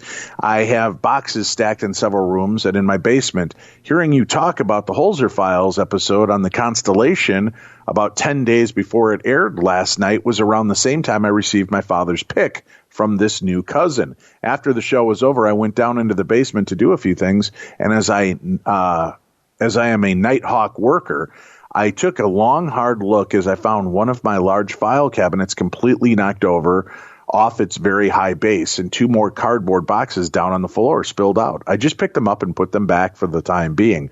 I went back upstairs to think about it like I always do as who, what, or where did this action come from? Being so used to these things happening, I wasn't afraid. I was more curious. I had a relative watching the Holzer Files with me last night for the special reason my father trained on the USS Constellation. My father told me many stories about her and how he was so proud to have been trained on it. We would talk about the ship endlessly at times, never taking time to breathe, it seemed. He said it was the sister ship to the Constitution, how and when she was built, comparing her to iron, etc., and on he would go as he loved her so much. As we sat there watching the show, I thought my father would love to have seen her again. Here's the kicker, Dave. Seeing you get bit at the very same time a box fell off a stack in the dining room, spilling out all over the floor about 15 inches from or 15 feet from where I was sitting, I got up to check about what had just happened and instantly feeling I knew my father's energy was here letting me know his acknowledgement and to your show about his beloved constellation was warmly appreciated. While watching the show, I was repeating some of the stories he had told me about serving on the constellation to my family member. Some of the stories were a bit spooky and graphic, as I remember my father telling. Although he never believed in the paranormal, I know he does now, as he has become a very lively spirit in it. I also know he's happy, and I'm happy, and I hope this occurrence around your show will make you a little more happier too. This goes to say we are all connected. This is my father, the young sailor in 1909 when he was on the Constellation. Very cool. Thank you for sharing that with me. It's a neat old picture. Yeah. How cool. Very cool. All right. Where are we going next in the world of supernatural news? We're talking Yvette Fielding, Dave. The Most Haunted host revealed that she almost quit the show after an awful paranormal moment. Yvette has opened up about her most terrifying paranormal experience, which led her to temporarily quit her role on Most Haunted, as the ghost hunter admitted to feeling that they were messing with things that they shouldn't have been. The 51-year-old Fielding is an experienced ghost hunter. However, the presenter admitted she considered leaving her career behind after one particularly frightening encounter. The Most Haunted host has searched for ghosts in terrifying haunted castles in her 17 years in the field, but she insists the most violent poltergeist she encountered was found in a council house. The semi-detached house, located on the Checkerfields estate in Yorkshire, appears to be perfectly normal from the outside. However, the scary occurrences within the building even left paranormal experts rattled, as it is said to be the home of the Black Monk of Pontefract. Speaking about the petrifying experience she dealt with in the house, Yvette told metro.co.uk that it was her most scary paranormal moment to date. She said the most scary was a council house in Pontefract, where nobody has been able to live for so long because of all the awful things that were happening there. And it's such a normal place, but so much poltergeist activity is happening there. You always feel a bit scared when you go to an old castle or something, but this was worse, as the location was just so normal. The home hasn't been occupied full-time since the 60s, after a family told stories about lights turning off and on, items levitating or disappearing, foul smells, and pictures being slashed. Yvette explained that she witnessed the poltergeist in action and watched crew members from her show getting attacked by ghosts at the location. The star admitted the spooky goings-on in the house forced her to quit the program for a while because she believed the ghosts were best left alone.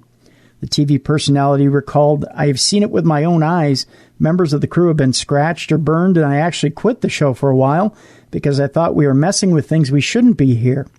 Yvette's revelation about the haunted house comes after she opened up about being left in floods of tears after filming her show.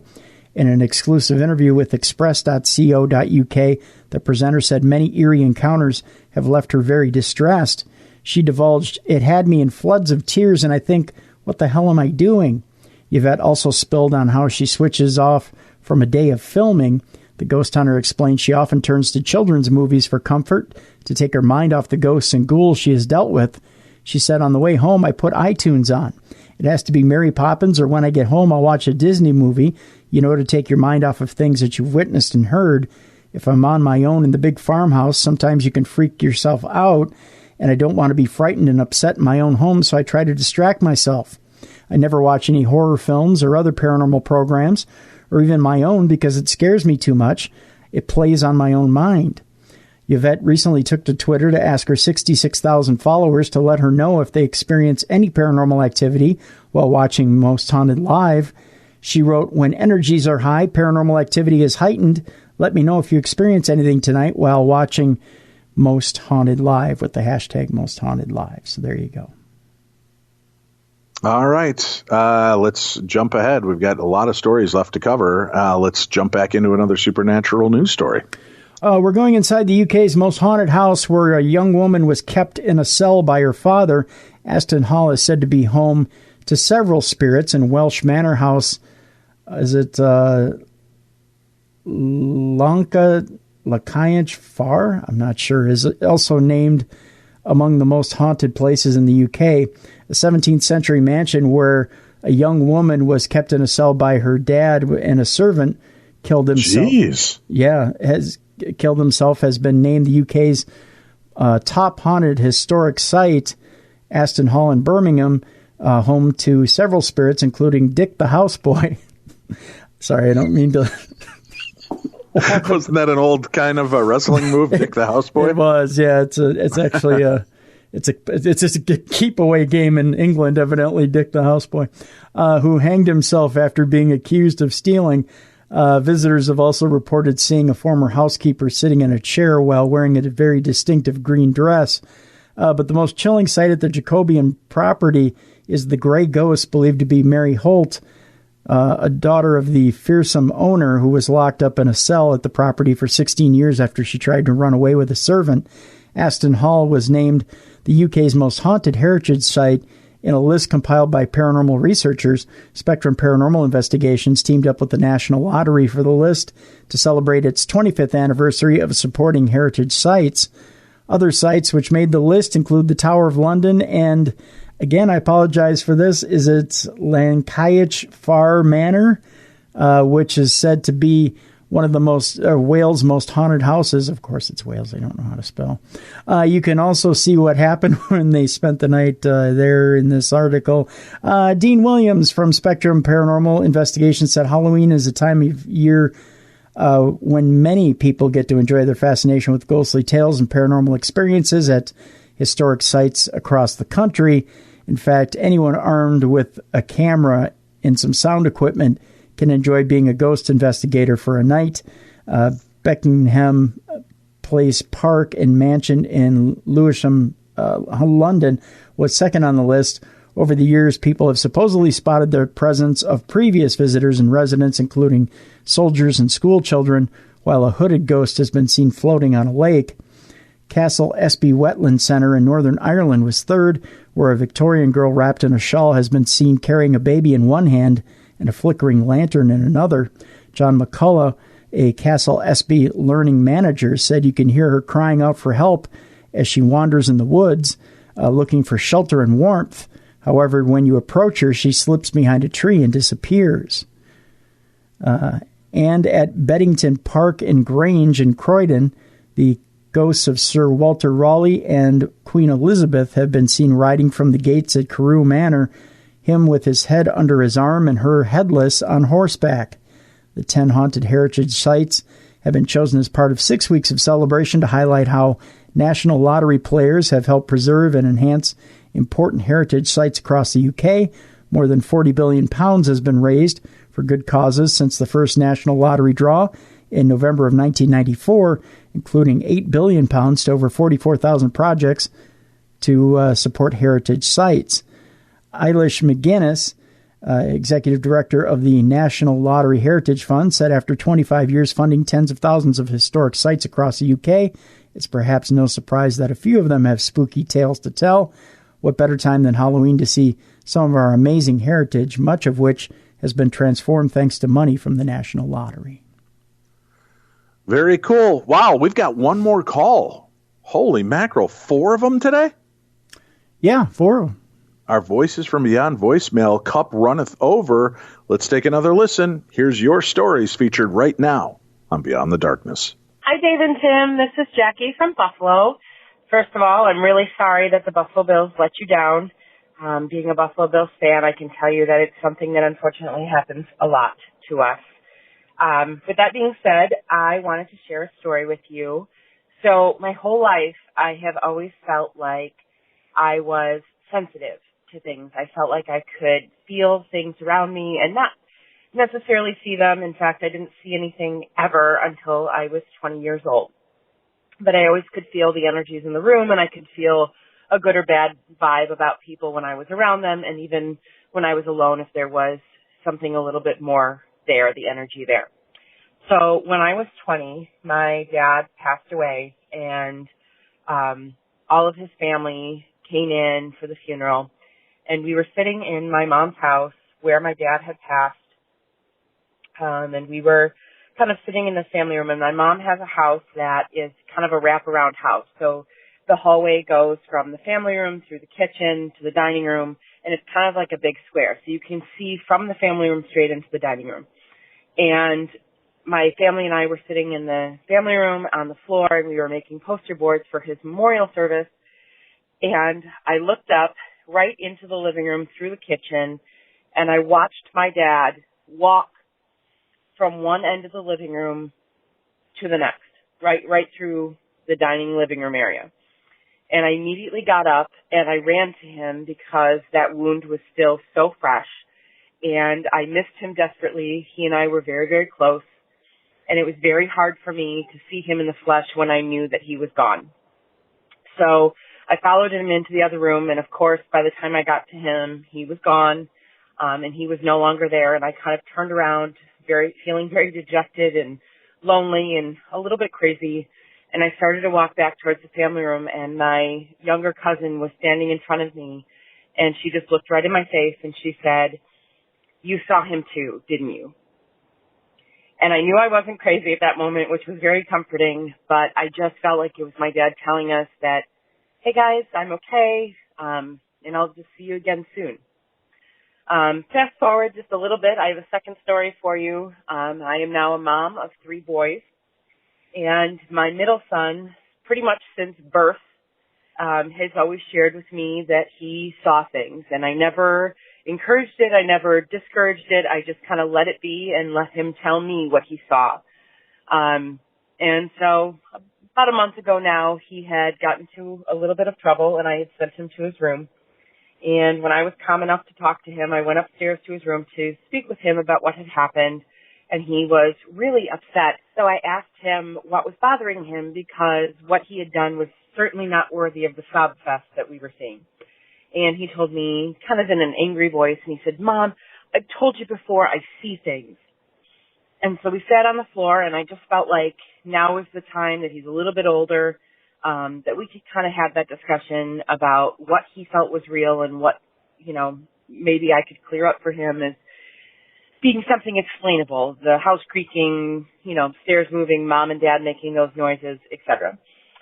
So we sat on the floor, and he started to tell me how he saw a Native American girl in our house, and that sometimes she would talk to him, but he didn't really understand what she was saying. And then I said, "Well, do you see anybody else?" And he said that he saw my dad.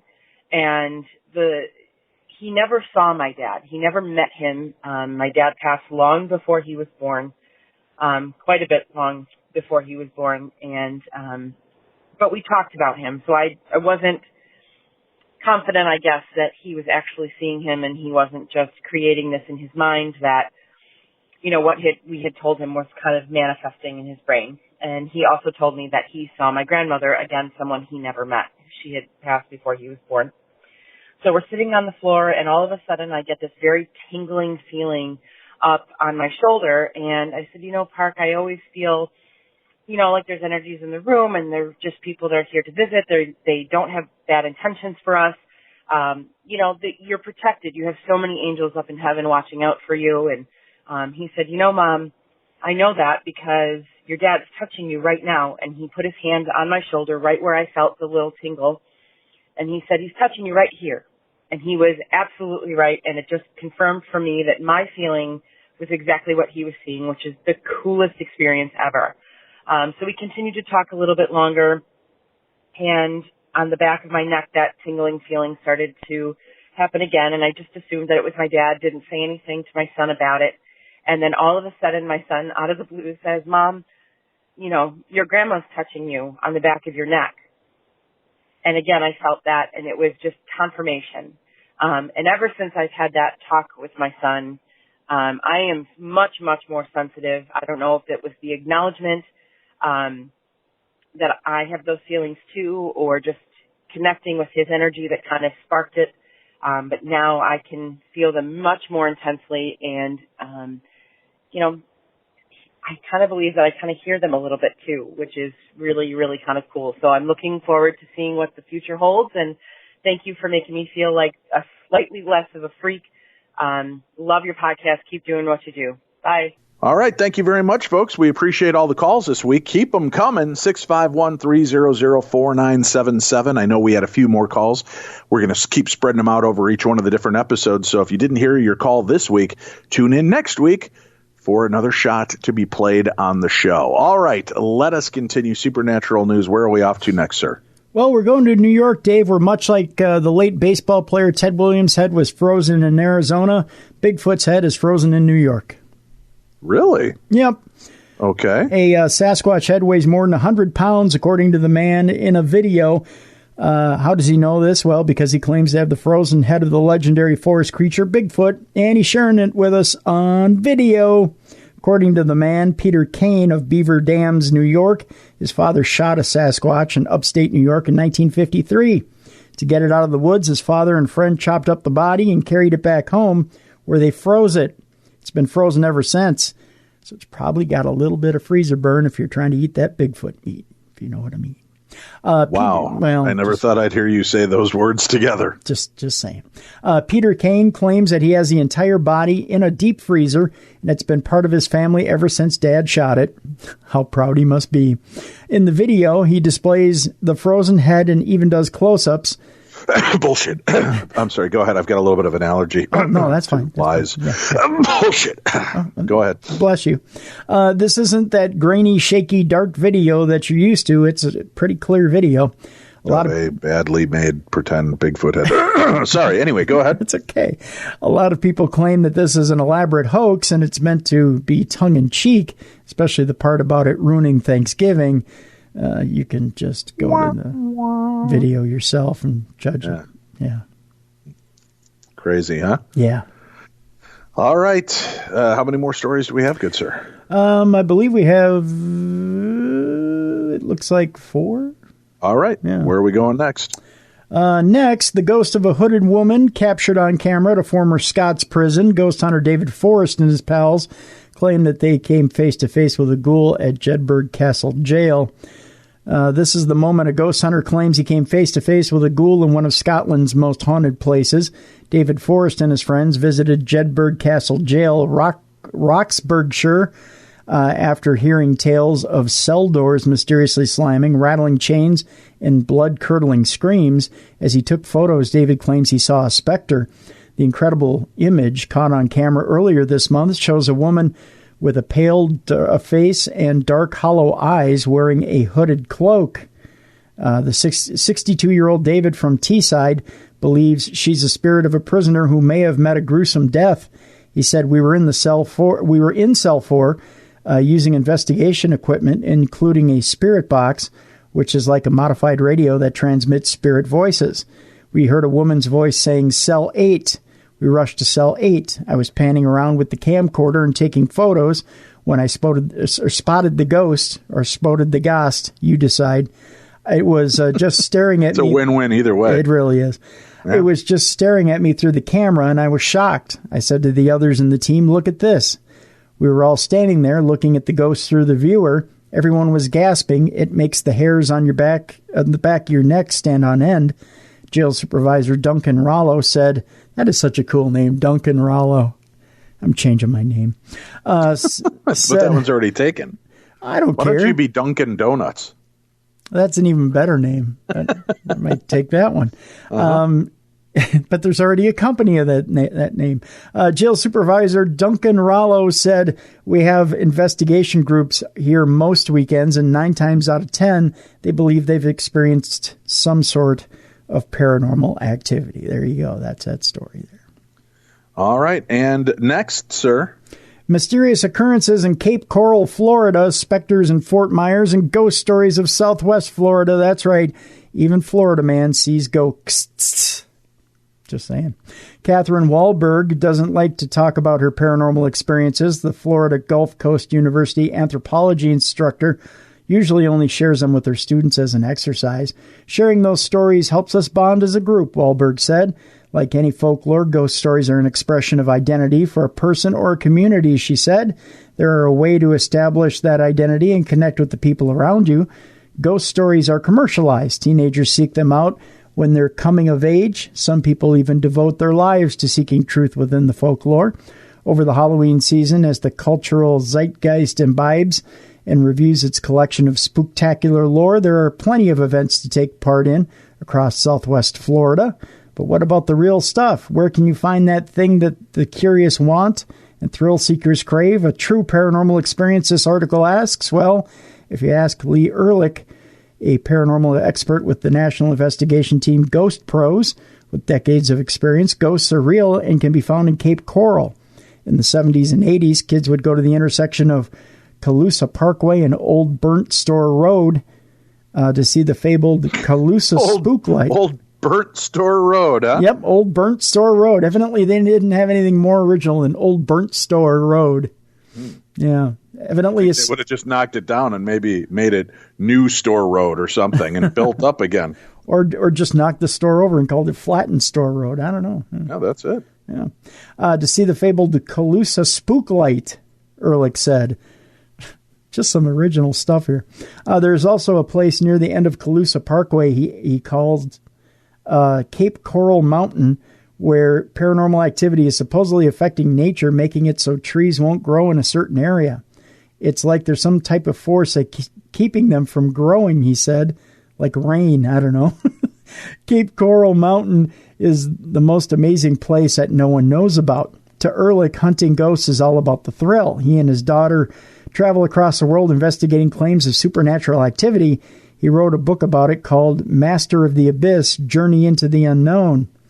But Ehrlich doesn't just consider himself a ghost hunter. He fulfills many roles when it comes to hauntings and ghosts. Two different things, he said. Most hauntings are found in simple single-family homes, he said. They're not necessarily tied to stories and tropes of haunted asylums, old homes, and spooky graveyards. Specters and poltergeists often prey upon families when there is some sort of dysfunction, Ehrlich said. They're a reflection of socioeconomic distress, child neglect, and abuse. He has been to houses where people have claimed they experienced something like sleep paralysis, witnessing a figure lurk by their bed and woke up with deep scratches on them, like someone raked them with a garden tool, Ehrlich said. Violent poltergeists and angry spirits aren't always the case. Often people just need closure for a deceased loved one or someone that they've lost.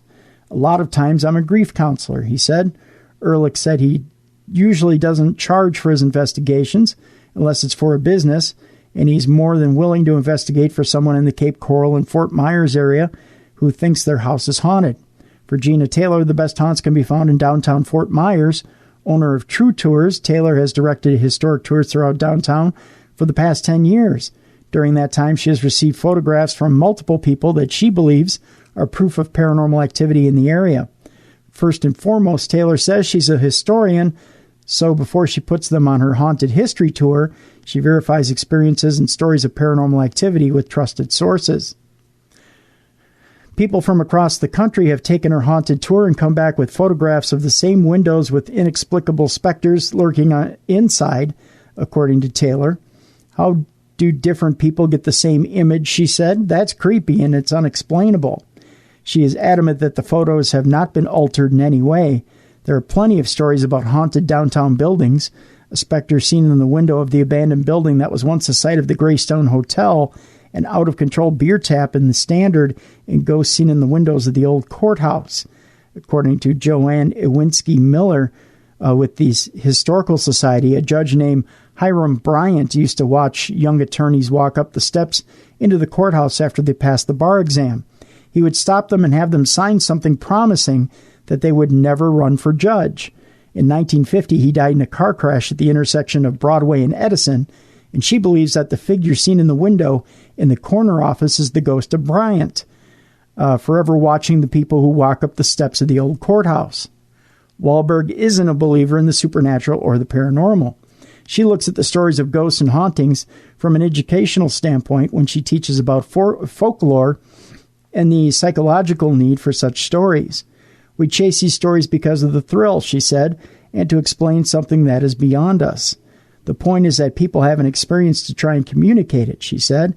As for her own encounters with the paranormal, that was the time she and her husband stayed at a bed and breakfast on the East Coast.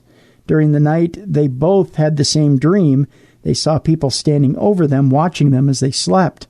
In the morning, her husband asked her host about it, or their host about it. The owner said that the building was once a hospital, and the floor they were staying on was the place that the maternity ward was located on. Whether it's true or not, who knows, she said. maybe the most important thing is how well you tell the story. All right, we're coming into the end run of our stories, folks. Where are we off to next, Tim? Well, buyer beware, an eBay shopper has spent $5,600 on a haunted doll with paranormal powers. Yes. Oh, God. God, I got a whole closet full of haunted dolls. What am I sitting on them for? Well, do they have paranormal powers? That's the question. I'm willing to find out. Okay. As other spooky items, including a witch's ring and cursed bones, go up for sale on the site for Halloween. This is evidently the time where the rubes are out to play. Just saying. Yeah. Kind of rude. Did you put it all up for Halloween sale? I should. I should start for $5,600 for a haunted doll. I would have given mine up for $400 and a handshake. Oh, I almost said a handshake. different hand thing. Yeah. Handshake. Yeah. Okay. Yeah. All right. eBay had a number of haunted items for sale ahead of Halloween. Sellers made a windfall on the popular website, auctioning off spooky objects that they had around the house. According to the New York Times, a haunted 16-inch doll with supernatural paranormal power recently sold for a whopping $5,600. Meanwhile, a vintage haunted plush teddy bear recently was snapped up for $560 after 46 bids. $560 haunted teddy bear. Anything. The rubes will buy anything. I'm just kidding. I guess, man. Seriously, I've got I think 15 haunted dolls. Folks, if you're interested in a haunted doll, I'm not going to charge you $5,600. If you're interested, I've got a plethora of creepy ass dolls with their stories, and I will be happy to sell them for you too. Maybe that'll help. We bought this new house and immediately it flooded and destroyed my kitchen and dining room. So maybe that's how I replenish it, is I'll start selling off all the weird haunted items people give me. Email me, dave@darknessradio.com. Instead of buying it from some goofball online, buy it from this goofball. There you go. A New York-based artist has revealed he spends hours trawling eBay in search of cursed objects after stumbling upon a haunted box for sale on the popular website 2 years ago. 31-year-old, well, maybe you just go to this guy and unload him. 31-year-old Eric Oglander told the New York Times on Saturday that he has become so obsessed with looking at haunted listings that he has taken screenshots of up to 50 items during a single eBay binge. Speaking with the publication, Oglander claimed that he has become more interested in the art of the listings than in the objects themselves and doesn't often purchase the spooky items. Well, never mind then. The listings are a way of containing a story and also telling a story, he stated. But while Oglander may not be buying all the novelties he screenshots, many eBay shoppers appear obsessed with securing haunted objects ahead of Halloween. According to the items, a 16-inch haunted 16-inch doll with supernatural paranormal power recently sold for $5,600. I'm looking at the listing here. It's got completely black eyes. Is it, or are the eyes missing? Because some of the dolls don't have eyes, and you take a picture, it looks like black-eyed kids. Well, it might be missing its eyes, but it looks like they're completely black. All right. And it looks like they used the flash. Meanwhile, a vintage haunted plush teddy bear was also snapped up for $560 after 46 bids, and it doesn't look all that scary at all. However, those who missed out on the terrifying teddy can also opt to purchase another, which is currently still for sale for the less expensive sum of $168.99. This bear was found in the closet of an elderly woman's home, the listing reads. She has no children or close family. She has no idea where this came from or how it got there. There were no other toys or children's items found in the home. I wouldn't look at it too long if I were you. As for me, this is staying in a bin at an off-site storage facility, so it doesn't scare me or my family. That is in the listing for that other teddy bear. The seller, who is based in Pittsburgh, Pennsylvania, offers free 30-day returns if viewers aren't satisfied with their spooky purchase. If shoppers aren't able to spend three figures on haunted objects, there are still some other cursed trinkets on the market at cut price. Another haunted supernatural doll. Discount cursed items. I love it. Yep. Another haunted supernatural doll, which is allegedly actively possessed, is still selling for $39. Haunted bones have been put up for sale at the bargain sum of $5.95 by a seller in Maryland. Elsewhere, a paranormal clown is selling for $22, while demon ash is retailing for just $10. All right. There you go. Those are your paranormal bargains. So are we on our last story? We're on our last story. Oh, all right. Here we go, folks. Our final supernatural news story of this week. Where are we off to, Tim? Doncaster, where a paranormal investigators, plural, encounter the ghost of a policeman in an abandoned Doncaster railway tunnel. A trio of female paranormal investigators say they were left freaked out after encountering what they say was the ghost of a policeman in an abandoned Doncaster railway tunnel. The three say they were left shaking after encountering the apparition, which they say shone a torch in their faces before totally vanishing at Cadeby Tunnel, a popular haunt for paranormal investigators. The trio, Charlene, Chrissy, and Amy from Facebook ghost investigation group Paranormal Hauntings, were exploring the abandoned train tunnel near Conisbro and Cadeby, and which has been the scene of a number of reported ghostly sightings over the years. Earlier this month, and the group are now appealing for others who may have seen the ghosts to come forward with details of sightings. Spokesman Charlene Lowe Kemp said, "We were left shaking. We were freaked out by what we saw." The group were live streaming their investigation at the tunnel, which dates from the 1890s and was last used in 1975 on Facebook, but missed out capturing their encounter on camera. Explained Charlene, "I heard footsteps, and then there was a really bright torchlight in our faces and a male voice shouting, 'South Yorkshire Police' at us." One of the trio challenged the officer for ID, but the group then say the policeman vanished into thin air. "He just disappeared," she said. "There were no footsteps walking away, the light disappeared, and there were no running noises, no sounds from the bushes at all. He's just simply vanished, and we were all freaked out. I think I've seen my first ghost," she said. "We would have heard him," she added. "Whoever it was, he just vanished. Where did he go? If it had been the police, he'd have come up to us and declared himself. I don't think it was a real person. We can't explain it, and we'd love to know if other people have seen or heard anything at Cadeby Tunnel." So there you go. That's it for this week, folks. Thanks for tuning in to the best in paranormal talk radio, supernatural news, Parashare. We will be back again next week.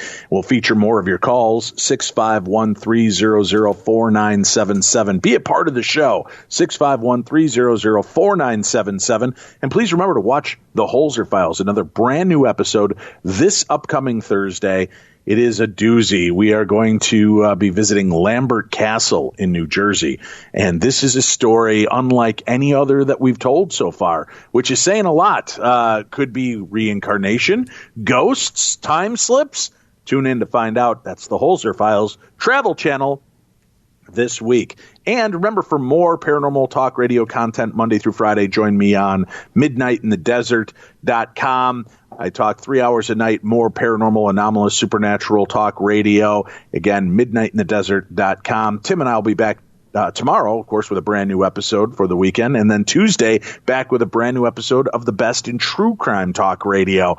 And if I could just appeal to you, I mean, we get over 100,000 downloads of Beyond the Darkness every episode. And we would love for you to join us on our true crime program. If you like what you hear on this program, then help support our true crime endeavor, True Crime Tuesday, every Tuesday. And when you subscribe to it, $5 a month, it'll give you access to every one of our past episodes. So it's like 138 past episodes you get access to. And not only do we talk about some of the most strange and unusual cases, but we also do a little lightening up at the end of each episode with Dumb Crimes, Stupid Criminals, reporting on the most unusual cases weekly that our listeners send in to us. And remember, if you have got strange crimes and dumb criminals in your area, email them to me at dave@darknessradio.com to be featured on an upcoming episode. But you're subscribing to True Crime Tuesday helps keep this show afloat as well. There's 100,000 of you listening to this show. We sure would like if some of you jumped over and spent $5 a month with us to get the best in true crime talk radio, because that money helps to support this show and True Crime Tuesday. So please consider that, if you would, getting the best in paranormal and best in true crime talk radio delivered to you every week by subscribing over at True Crime Tuesday. You can get more information at darknessradio.com or subscribe at patreon.com/True Crime Tuesday, all one word.